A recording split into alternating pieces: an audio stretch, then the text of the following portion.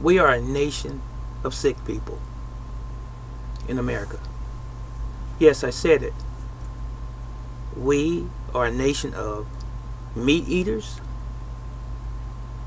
and junk food junkies. The United States, or America,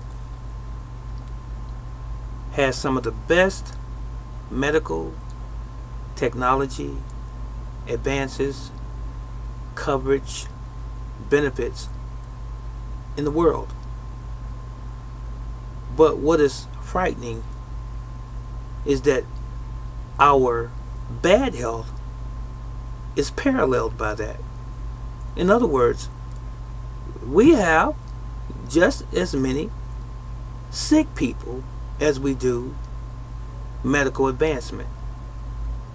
It sounds sort of twisty what I just said, but it's really not if you just listen to the context of what I'm giving to you today. If we have all of this modern medicine, all of these historical breakthroughs over the past century, then why are we so sick as a nation? Something just does not add up. It is difficult for people to lose a substantial amount of weight because they're constantly on this roller coaster going up and down, trying the Atkins diet, South Beach, weight loss, slim fast, paleo, and the list just goes on. And every time a fad comes around as far as some piece of exercise equipment or program such as Zumba, which is good, such as aerobics types of exercises, which are good, we still can't keep the weight off. Weight loss is not complicated. So why are we making it complicated? This is the sad part, and I just alluded to it, and it's simply this.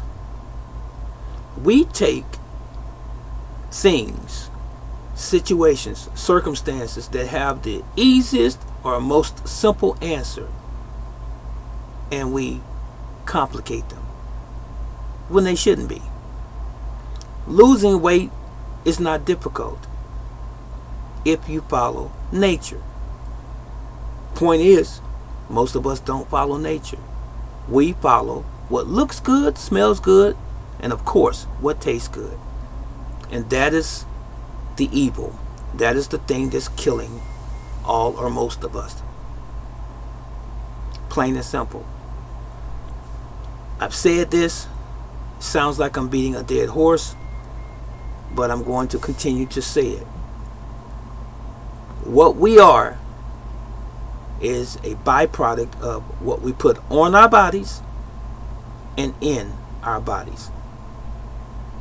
We have been misinformed, miseducated, undereducated as to what we, the living organism, needs to survive, to thrive.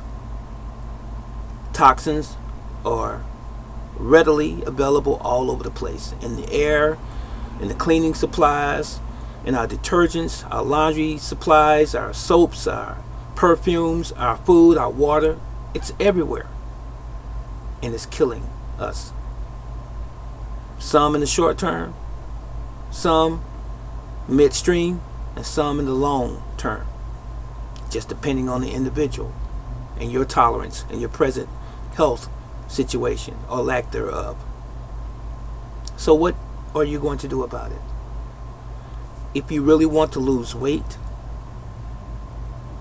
you can't do it. I'm talking about most people that can get up and move around. I'm not talking about people who have those extenuating circumstances where they're crippled or paralyzed. I'm not talking about that. So let's get that out of the way. I'm talking about people who can stand up and who can ambulate or walk, who can exercise just a little bit. I'm talking to you and everyone who is in greater health or physical condition.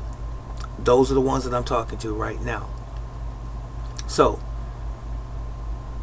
food or diet, they're the same. I hear people and have heard people over the years say, I'm going on a diet. Instead of saying that, I've changed my diet, and let that be your diet, now and forever.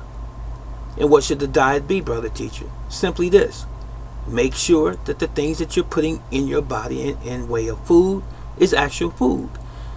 Make sure that it has enzymes, amino acids, proteins, vitamins and minerals, and all of the other necessary or essential elements that we need to live, to replenish, and to thrive, as I said earlier.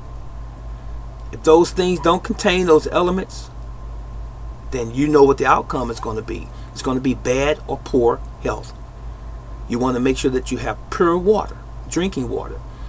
I shouldn't have to take my whiteboard and draw all of these things down for everyone that's listening to me. But unfortunately, there are some that need to have that physical experience to see me actually make drinks and to prepare meals and so on and so forth. We will get to that later, but right now I'm trying to touch this most precious and valuable thing that you have called a mind. I want you to think. I want you to think outside of the box that you've been encapsulated in for so much of your life, and think health. Eat right. That means proper food combining. Lessen the amount of junk food that you consume. It's easy for me to say this, and it's easy for you to say, okay, well, I'm going to lessen it. But do you know how much less is? Do you know what moderation actually means? And do you know how to apply the concept of moderation? Those guilty pleasures. I like chocolate chip cookies. I don't drink milk. I drink almond milk, coconut milk, half a glass, a few cookies. I'm done. I don't have to sit there and eat the whole package of cookies. That would be a problem. And if that's a problem for me, it would be for you as well. Too much sugar can cause diabetes, right? Especially processed sugar. Your pancreas is going to be overloaded, along with a host of other issues down the road. Why do we have disease? Because man has caused those diseases. In the beginning, it was not that way. I want you to live.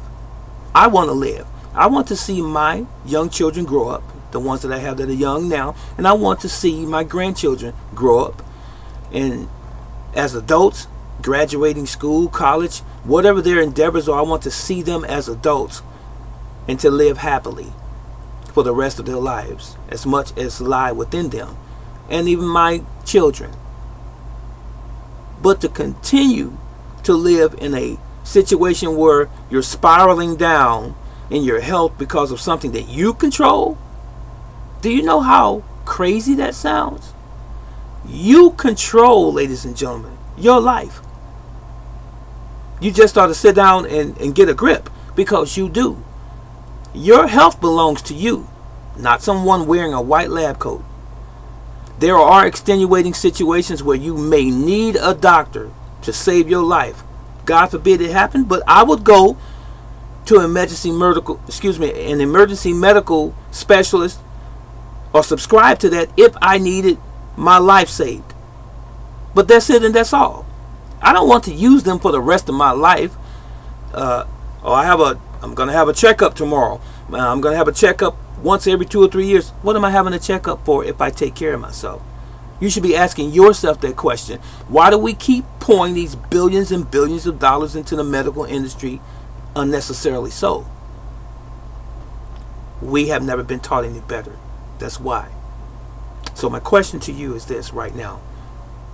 What part of your life, as far as your health is concerned, do you really control? I'm out.